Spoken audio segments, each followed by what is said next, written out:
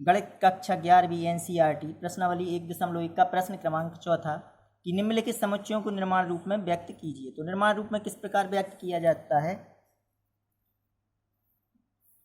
निर्माण रूप में व्यक्त करने यह है सारणीबद्ध रूप, सारणीबद्ध या रोस्टर रूप कहते हैं इसे। तो यह किस प्रकार अपन को निर्माण रूप में लिखना है?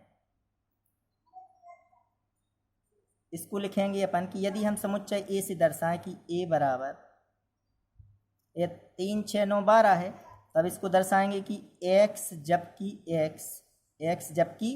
x बराबर, जी देखो 3 के गुणज हैं, 3 एकम 3, 3 दूनी 6, 3 त्रिका 9, 3 चौको 12, तो ये हो गया 3n। अब n की गुणा यहाँ कौन सी संख्या तक करना है? 3 एकम 3, 3 दूनी 6, 3 त्रिका 9, 3 चौको 12, 4 तक। यानी n का मान हम 1 रख सकते हैं, 2 3 और 4, क्योंकि 3 एकम 3, 3 दूनी 6, 3 त्रिका 9 और 3 चौके 12। तो 3n, जहाँ n है जो वो बिलोंग कर रहा है कैसे? नेचुरल नंबर से, यानी प्राकृतिक संख्याओं से। n है जो वो अवयव है काय का? n का। और जो यहाँ n का मान कितना है? 1, यानी 1 भी है। 1 से कहाँ तक रख सकता है n का मान? 4 तक। तो 1 छोटा या बराबर है n और n छोटा या बराबर है 4। इसका मतलब अगर हमने केवल, यदि हम केवल इस यहाँ सिर्फ छोटे के निशान लगाएं, छोटा भर बराबर नहीं लगाएंगे, तो इसका मतलब 1 छोटा हो जाएगा, तब n का मान 2 से शुरू होगा। लेकिन अगर हमने यह बराबर लगाया है कभी भी, तब यह भी संख्या शामिल है उसमें। यहाँ हमने n छोटा या बराबर 4, इसका मतलब 4 भी शामिल है। लेकिन अगर हमको 3 तक शामिल करना होता तो यहाँ लिख सकते थे कि n छोटा है 4 से, मतलब n का मान 3 तक कहलाया, 4 नहीं। तो यह इसका आंसर हो जाएगा।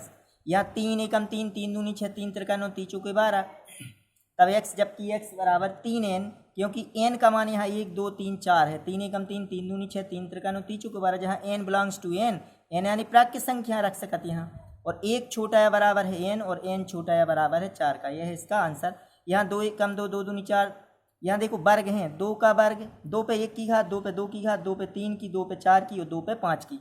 2 पे 3 की घात 8, 2 पे 4 की घात 16 और 2 पे 5 की घात हो जाएगा 32। तो यहाँ इसका आंसर लिख सकते हैं अपन b बराबर, इसको यदि b से दर्शाएं या डायरेक्ट भी लिख सकते हैं कि x जबकि x, ये घातें हैं 2 पे 1 की, 2 पे 2 की, जहाँ बराबर यहाँ लिख सकते हैं 2 पे n की घात। अब बताओ किस तक संख्या तक की घात है? 2 पे 1 की, 2 पे 2 की घात 4, 2 पे 3 की घात 8, 2 पे 4 की घात 16, 2 पे 5 की घात 32, जहाँ n बिलोंग्स टू n, यानी जो n है वो प्राकृतिक संख्या से बिलोंग कर रहा है। n बिलोंग्स टू n यानी प्राकृतिक संख्याओं से। और n का मान कहाँ तक है? यहाँ n का मान है 1 से लेकर 5 तक। तो 1 छोटा है या बराबर है n के और n छोटा या बराबर है 5, इसका मतलब 5 भी शामिल है। तो यह इसका आंसर हो जाएगा। अब 5 पे 1 की घात, 5 पे 2 की, 5 पे 3 की, 5 पे 4 की, इसी प्रकार यह क्वेश्चन भी है। तो इसको क्या लिखेंगे अपन कि x जबकि x, यहाँ 5 पे, तो जहाँ x पे कितने की घात? n की, x पे n की घात, यहाँ x तो नहीं 5 पे लिखेंगे अपन, यहाँ लिखेंगे 5 पे n की घात। अब n का मान यहाँ 5 पे 1 की, 5 पे 2 की 125, 5 पे 3 की 125 और 5 पे 4 की घात तो 625, जहाँ n बिलोंग्स टू n और जो n है कहाँ क्या तक की घात है? 4 तक की। तो 1 छोटा या बराबर है n और n छोटा या बराबर है 4, 4 तक की घात है, क्योंकि 5 पे 4 की घात में कितने आ जाएंगे? 625। इसके बाद है 2 4 6, ये तो समपूर्णांक हैं, समप्राकृत संख्या है पूरी। तो यहाँ लिख देंगे कि x जबकि x सम प्राकृत संख्याओं का समुच्चय या समप्राकृत संख्या है, यह भी इसका आंसर हो जाएगा। इसके बाद है 1 का वर्ग, 2 का वर्ग, 3 का वर्ग, डैश डैश कहाँ तक? 10 तक का वर्ग लिखा है यहाँ। तो इसको क्या लिखेंगे कि x जबकि x बराबर, यहाँ n पे कितने की घात है? n का वर्ग। अब n का वर्ग यानी यहाँ 1 का वर्ग, 2 का वर्ग, 3 का वर्ग, यहाँ तक कहाँ? 10 तक का वर्ग। तो यहाँ n की जगह क्या लिख सकते? 1 का वर्ग, फिर 2 का वर्ग, 3 का वर्ग, 4 का वर्ग। तो जहाँ n बिलोंग्स टू n और एक छोटा या बराबर है n से और n छोटा या बराबर है 10 से।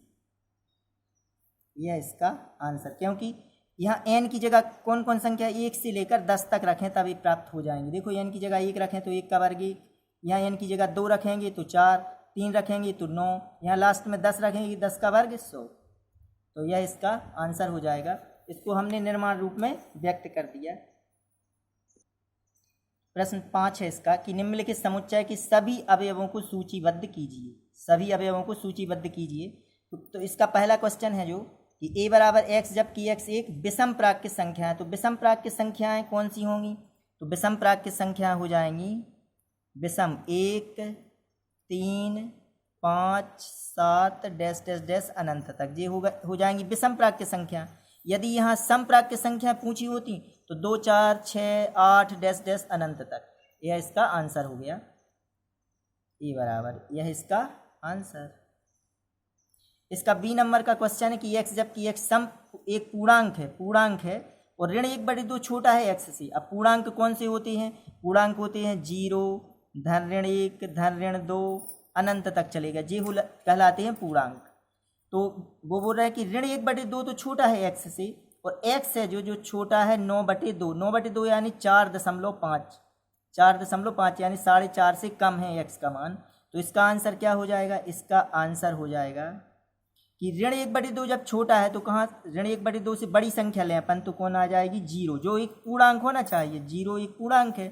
इसके बाद आएगा 1, 2, 3 और 4, क्योंकि x छोटा है 4.5 से। 9/2 का मतलब 4.5, तो यह इसका आंसर हो जाएगा। सी नंबर पे पूछा है कि क्या x जबकि x एक पूर्णांक है।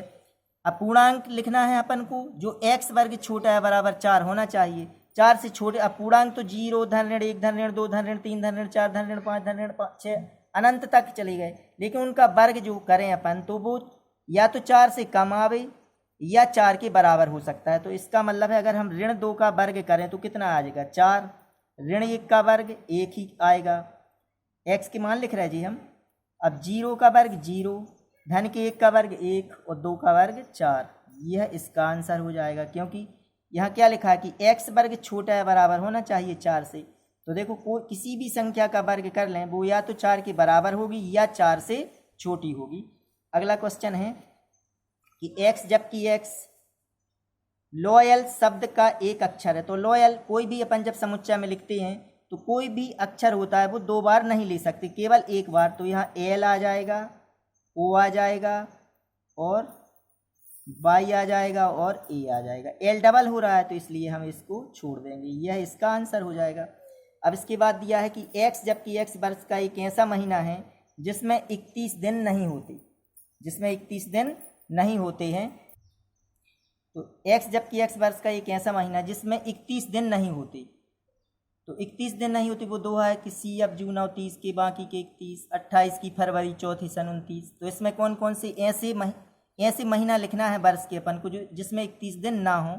तो फरवरी ये तो 28 की होती है और चौथे सन 29 यानी जो लीप वर्ष रहता है वो 29, उसमें 29 की होती है।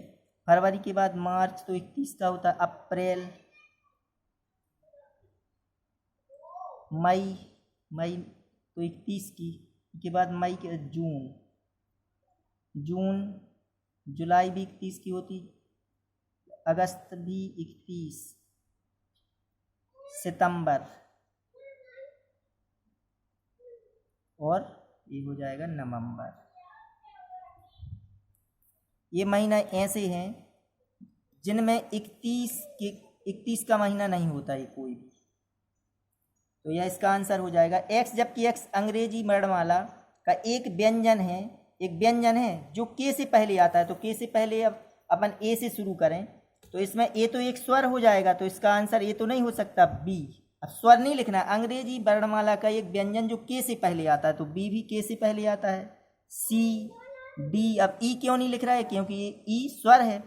e के बाद f, g, h, आई स्वर है, आई नहीं लिखे, आई, जी, एच और इसके बाद आ जाएगा जे, इसके बाद के। तो के पहले आने वाली, तो यह इसका आंसर हो जाएगा। यह इसका प्रश्न क्रमांक 6 कि बाईं ओर रोस्टर रूप में लिखित और दाईं ओर समुच्चय निर्माण रूप में वर्णित समुच्चयों का सही मिलान कीजिए। तो सही मिलान करना है तो देखो यहाँ 1 2 3 6, तो इसका मिलान करें। यहाँ क्या दिया है कि x, जबकि x एक अभाज्य संख्या है और 6 की भाजक है। 6 की भाजक होवे और अभाज्य संख्या होवे तो ये है, तो इसका आंसर नहीं है, क्योंकि 6 की भाजक चाहिए। यहाँ क्या दिया है कि x, जबकि x संख्या 10 से कम एक विषम प्राकृत संख्या, x जबकि x एक प्राकृत संख्या और 6 की भाजक है। तो देखो ये पूरी संख्याएं जो 6 की भाजक हैं और प्राकृत संख्याएं, 1 भी 6 की भाजक है, 2 भी, 3 भी और 6 भी, ये 6 की भाजक हैं और यह प्राकृत संख्या है, तो इसका मिलान कैसे हो जाएगा? सी से। अब दूसरा 2, 3, यह इससे मिल जाएगी कि x, जबकि x एक अभाज्य संख्या एक तो ना भाज्य होती है ना अभाज्य, इसलिए अभाज्य संख्या सबसे छोटी अभाज्य संख्या है 2, जो कि 2 है, एक सम अभाज्य संख्या है। केवल एक ही ऐसी संख्या है जो सम भी है और अभाज्य भी है, तो यह अभाज्य संख्या हो गई 2 और 3, ये अभाज्य संख्या और 6 की भाजक भी है। तो x, जबकि x एक अभाज्य संख्या और 6 की भाजक है, तो इसका मिलान हो जाएगा इससे। मैथमेटिक्स, तो मैथमेटिक्स x, जबकि x एक प्राकृत संख्या, इसका मिलान इससे होगा। x, जबकि x मैथमेटिक्स शब्द का एक अक्षर, तो इसमें देखो कोई भी अक्षर अपन को डबल नहीं लिखना, तो M A T H फिर E फिर M और A छूट जाएगा, T भी छूट जाएगा, फिर लिखेंगे I फिर C और S, देखो जो यहाँ लिखा है, इसका मिलान इससे हो जाएगा। अब x, जबकि x एक बचा है केवल J वाला, x, जबकि x संख्या 10 से कम विषम प्राकृत संख्या, ये भी सम विषम प्राकृत संख्या लिखिए 1 3 5 7 9, जो कि 10 से कम विषम प्राकृत संख्या है, इसका हो जाएगा मिलान इससे। तो यह प्रश्नावली अपनी समाप्त हुई।